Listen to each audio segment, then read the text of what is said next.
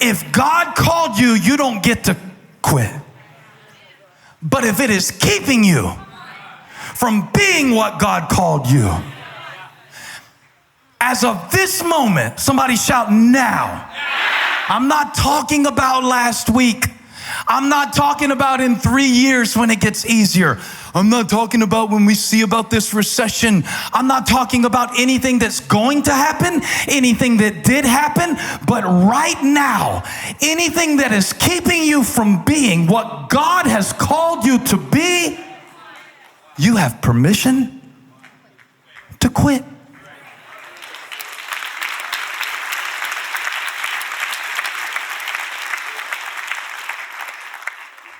Like the neighbor who told y'all can't fish in this pond. Don't you see the thing? No fishing allowed. But then the other neighbor, he also is on the pond. He said, tell those boys they can fish anytime in my pond. It's my pond too. They can fish there. So you can fish there. Because somebody gave you permission who owned property. Now, if the first man said, you can't fish here, he was right because it's not your property. But when somebody who does own property adjacent to the pond gives you permission, this is why all of our attempts to change in our human strength are short-lived, because we keep trying to do it in a place where we don't own property. See, until I come to Christ and really receive his power in my life and his spirit in my mortal body, I can't do it because I don't own that spot. So I keep trying to step up to it and I fall short from it and then I'm stuck in it. But God says, wait a minute, I have a piece of property. You ready for this? When I went up a hill called Calvary and when I established the real estate of salvation in your heart, when I said, this is my throne inside of you, you need to understand that not only did I come to give you my presence, I came to give you permission. And what you couldn't do in the law, what you couldn't do in yourself, what you couldn't do in your past, what you couldn't do under the guardian and the tutelage of the law of Moses, God said, I'll do it for you. You can lift your hands in here because I give you permission to praise me. I give you permission to come boldly before the throne. You feel that? God says, you can fish here. You can worship here. You can try again here. You can forgive here. You can move forward with your life here. Because I own this spot. You have permission to quit. And yet, the sad reality of the message that I'm preaching today is that most of us are more loyal to our old self than we are excited about our true self.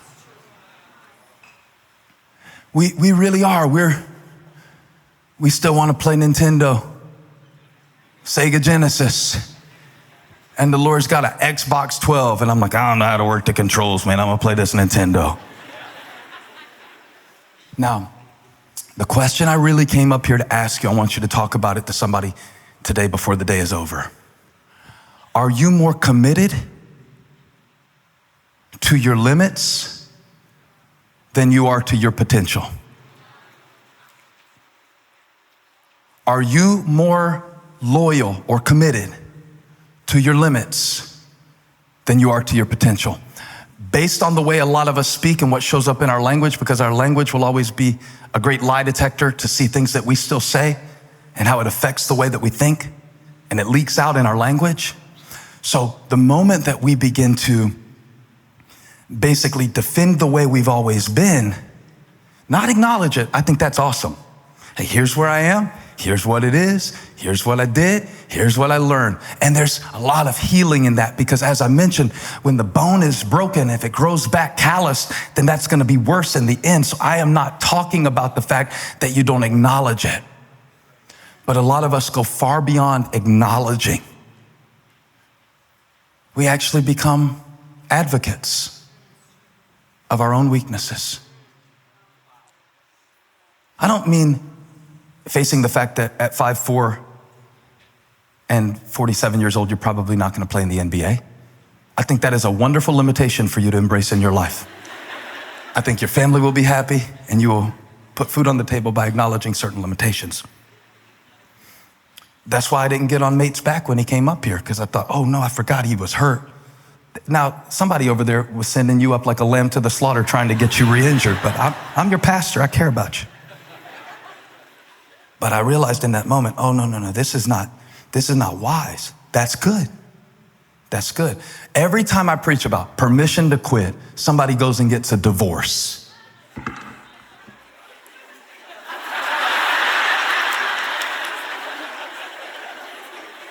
And I'm telling you, if God told you to march around the walls and not say a word, you got to walk around the walls again.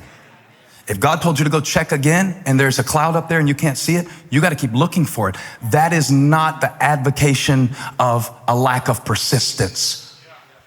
But what I think happens to us is when it sounds real good, get rid of the old self. It's much harder than it sounds, because the old self really helped me through a lot. My anger has been a good friend to me in certain situations. So to abandon my anger and to choose in moments to be a peacemaker is so hard to say goodbye to yesterday. Let me see if I get a copyright strike. And I'll take me. I know all the parts of that song. I know the feeling, I know the sentiment. I got stuff in my closet that I sing that to. Is so hard. 3 holes in the sweatshirt to say goodbye. So comfortable. And I don't know why we shout all so much as we do over say goodbye to the old self. You know how painful that is? To make a break with a way of life. In many ways, it feels like a betrayal of yourself to change. And now you're surrounded by a bunch of dummies and blowhards that say, do you? Your husband doesn't have to know. Do you? Do you? Do you have any idea who you could become if you would make the decision in this moment to receive the permission of the Holy Ghost that lives inside of you, that was sent to help you and enable you to get up from what you've been staring at? And I read a quote that gripped me. The lady's name was Phipps. I don't know anything about this lady, but she said something so powerful. She said, if you argue for your limitations, you get to keep them.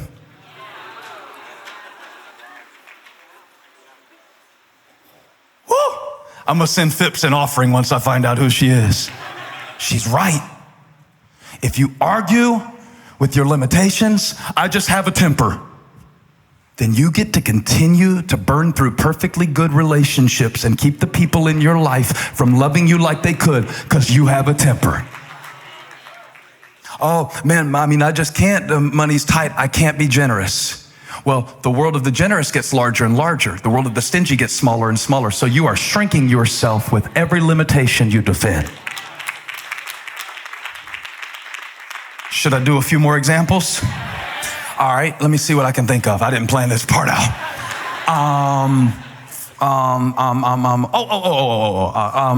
You know, I'm not a vocal person, so, you know, I'm not gonna speak up about this. You know, I'm not gonna say anything about this. So now you're just gonna suffer in silence till you eventually just explode, and it's gonna be way worse than if you'd learned how to say, hey, I need help.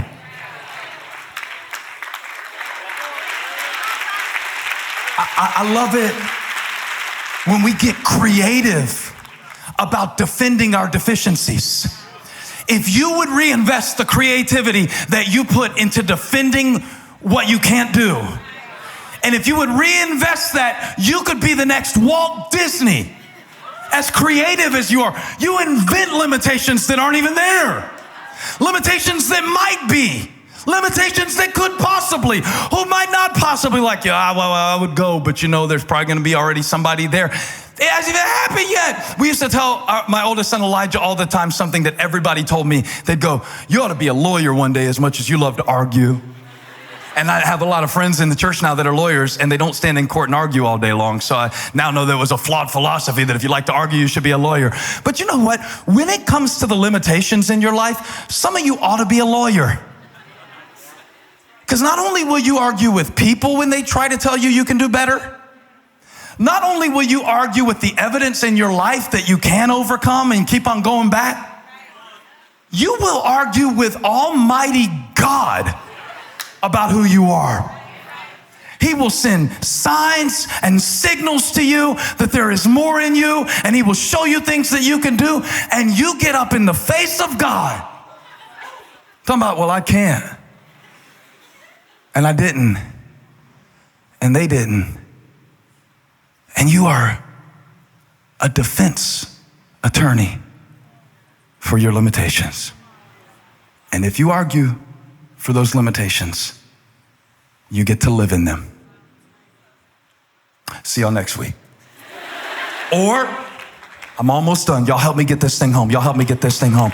Or, I'm gonna finish the quote. I don't know what Phipps said next, but I know what I want to say next from the Bible. You ready? First part was Phipps. Next part is Furtick. Part 1, if you argue for your limitations, you get to keep them. But if you agree with God about your potential, you get to outgrow them.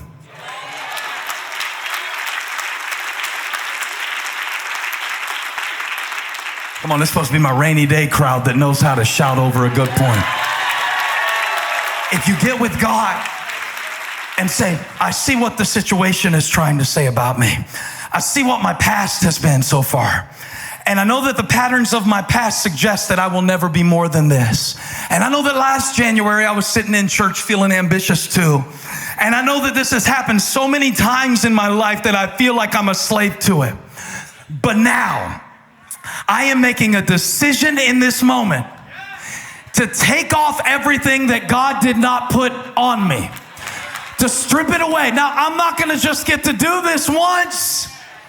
I'm not just going to get to do this one time. Okay, God, old self is gone. No, Paul says every day you wake up, every time you feel it come back, every time that limitation squeezes you, you know the limitation I'm talking about. You know the thing you think, I can't help it. I just always do it. I'm always going to do it. I can't be that kind of person. When that comes, instead of arguing with God who says, I've given you my grace, my power, it's more than enough, try just agreeing with him. All right. Maybe you think I do have what it takes, and that's why you put me in this situation.